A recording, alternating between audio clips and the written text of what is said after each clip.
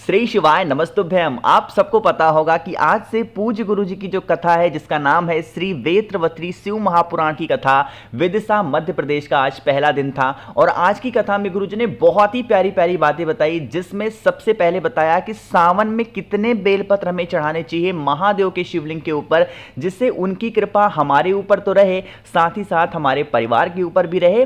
साथ ही साथ आज की कथा में गुरु जी ने 6 सूत्र के बारे में बताया, जिससे जिन्हें महादेव की प्राप्ति बहुत जल्दी करनी है उनके लिए 6 सूत्र जाना जरूरी है। उन्हीं की बात इस पूरी वीडियो में हम लोग करने वाले, ठीक है ना। तो वीडियो की शुरुआत जैसा कि हमेशा की तरह आशीष भैया करते हैं, और इन्होंने कटाक्ष शब्दों में एक शब्द को कहा है, जो कहा कि अगर हम एक उंगली किसी के ऊपर उठाते हैं तो 3 उंगलियां हमारे ऊपर उठ जाती हैं। अब ये कटाक्ष किसके ऊपर था, आप लोग समझदार हैं, खुद समझ सकते हैं ना। उसके बाद में आगमन होता है पूज्य गुरु जी का, और कथा के थोड़ी ही देर के बाद में गुरु जी ने 6 सूत्र के बारे में बताया है ना।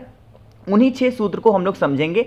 सबसे जो पहला सूत्र था आज की कथा का, कि वो था कि अगर मान लीजिए कि हम अपने मस्तक पर तिलक नहीं लगा सकते, त्रिपुंड नहीं लगा सकते, हमें शर्म आती है कि हम ऑफिस जा रहे हैं या फिर कहीं घूमने जा रहे हैं, हम कैसे तिलक लगा लें। या फिर जो महिलाएं होती हैं, कभी उनकी तबीयत खराब होती है, वो त्रिपुंड नहीं लगा सकती, छू नहीं सकती, उस केस में उनको करना चाहिए, उन्हें महादेव के मंदिर के चौखट को जा करके अपने हाथों को, जो 3 उंगलियों से हम त्रिपुंड बनाते हैं ना, उन्हीं 3 उंगलियों को महादेव की चौखट पे रगड़ करके अगर सिर्फ अपने मस्तक पे अपना हाथ वो फेर लेती हैं तो उससे भी त्रिपुंड माना जाता है। ये सिर्फ महिलाओं के लिए नहीं है। अगर आप किसी भी दिशा में हो, किसी भी दशा में हो, और आपको चाहिए कि महादेव का आशीर्वाद हमारे ऊपर बना रहे, तो पहला सूत्र ये कहता है कि आपको महादेव की चौखट को अपने हाथों से रगड़ करके और उसकी धूल अपने मस्तक पे लगानी है, तो वो भी त्रिपुंड का ही काम करता है, ठीक है ना। तो यहां पे पहले सूत्र की बात बताई गुरुजी ने।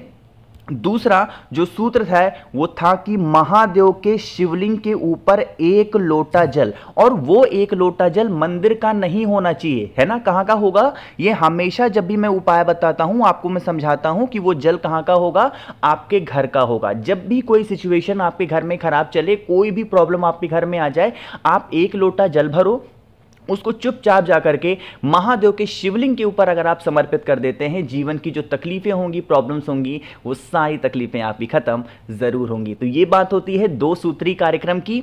तीसरा जो सूत्र बताया गुरुजी ने वो बहुत ज्यादा इंपॉर्टेंट है, बहुत ज्यादा सुंदर है, और वो सूत्र कहता है कि अगर आपको नजर, टोने, टोटके, हाय की बहुत डर लगती है ना। जैसे ओमकारेश्वर की कथा का उदाहरण दिया गुरुजी ने कि वहां के जो लोग हैं अपने बच्चों को नजर से बचाने के लिए, बुरी संगति से बचाने के लिए, चाहे अपने बच्चे हों, उनके हस्बैंड हो, उनकी वाइफ हो, उन्हें बुरी नज़र से बचाने के लिए उनके पैरों में या फिर उनके हाथों में कहीं पे भी काला धागा बांधते हैं।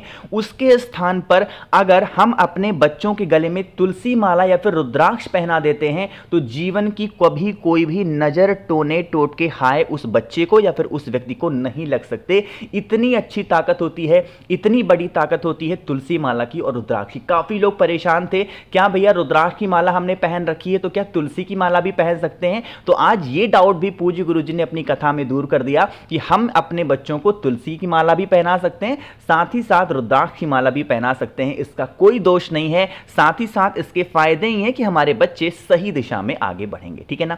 तो 3 सूत्र की हमने बात कर ली है। जो चौथे सूत्र की बात गुरुजी ने बताई है, और वो सूत्र है पंचाक्षर मंत्र, है ना। पंचाक्षर मंत्र कौन सा होता है, अगर हम ओम नमः शिवाय बोलते हैं तो ये षडाक्षर मंत्र है, इसमें 6 शब्द हैं। लेकिन पंचाक्षर मंत्र की बात की है, चौथा सूत्र कहता है कि अगर हमारे लाइफ में, जीवन में बहुत तकलीफें चल रही हैं, तो हमें महादेव के शिवलिंग के पास खड़े होकर के सिर्फ और सिर्फ नमः शिवाय बोलना चाहिए। क्या बोलना चाहिए, नमः शिवाय। इससे हमारे जीवन की जो तकलीफें होती हैं, जो दुख दर्द आते हैं, वो सारे के सारे तकलीफ दूर जरूर हो जाते हैं, ठीक है ना। तो यहां पे 4 सूत्र की हमने बात कर ली है। जो 5वां सूत्र कहता है वो ये कहता है कि महादेव के जो भी भक्त महादेव की पूजन करते हैं, उनकी आराधना करते हैं, और उनके वक्तव्य को, महादेव की जो आराधना, शिव महापुराण की जो आराधना करता है, पढ़ता है, उसे अपने जीवन में जो भी व्यक्ति उतार लेता है, उसका जीवन धन्य हो जाता है। फिर उन्हें किसी के सामने हाथ फैलाने की जरूरत नहीं पड़ती है।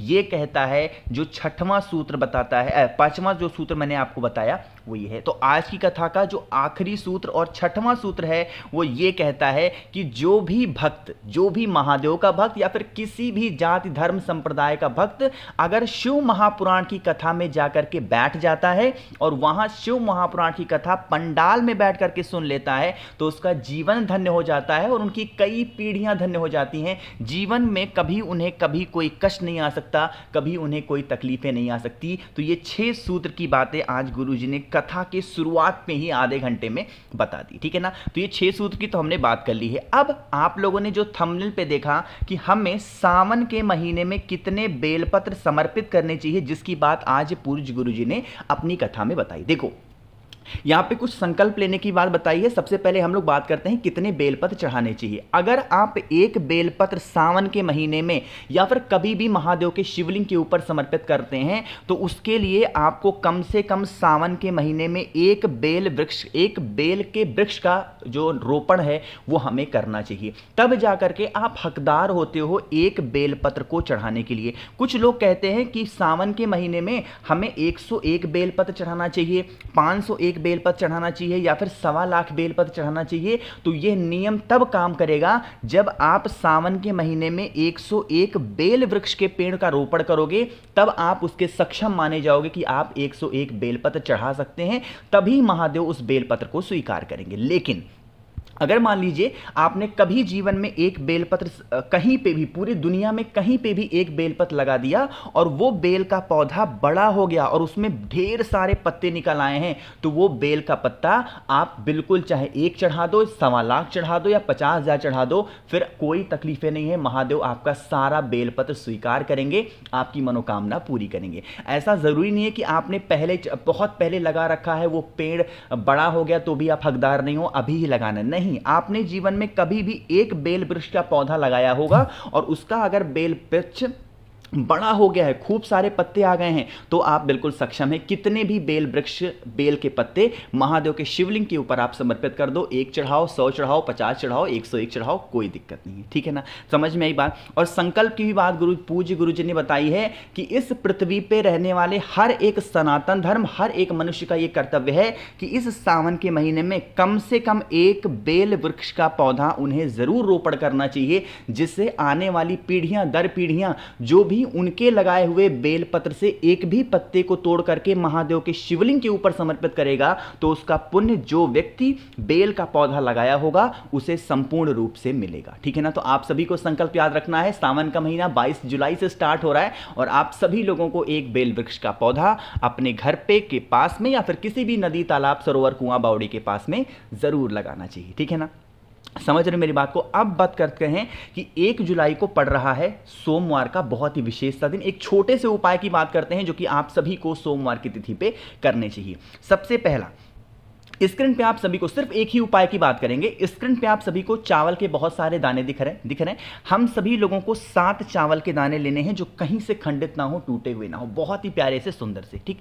7 चावल के दाने लिए, साथ ही साथ आपको एक बेलपत्र भी लेना है, बहुत ही प्यारा सा, सुंदर सा बेलपत्र ले लिया, 7 चावल के दाने लिए, साथ ही साथ आपको तांबे का लोटा भी लेना है जिसमें जल भरना है अपने घर से, ठीक। जल भर लिया, फिर आप इन सभी चीज़ों को लेके महादेव के शिवलिंग के पास जाना। मैंने आपको बताया है माता अशोक सुंदरी का जो स्थान है शिवलिंग को यही है, जो 7 बेलपत्र आपके 7 चावल के दाने हैं वो आपको समर्पित करने हैं माता अशोक सुंदरी के स्थान पे, ठीक है ना।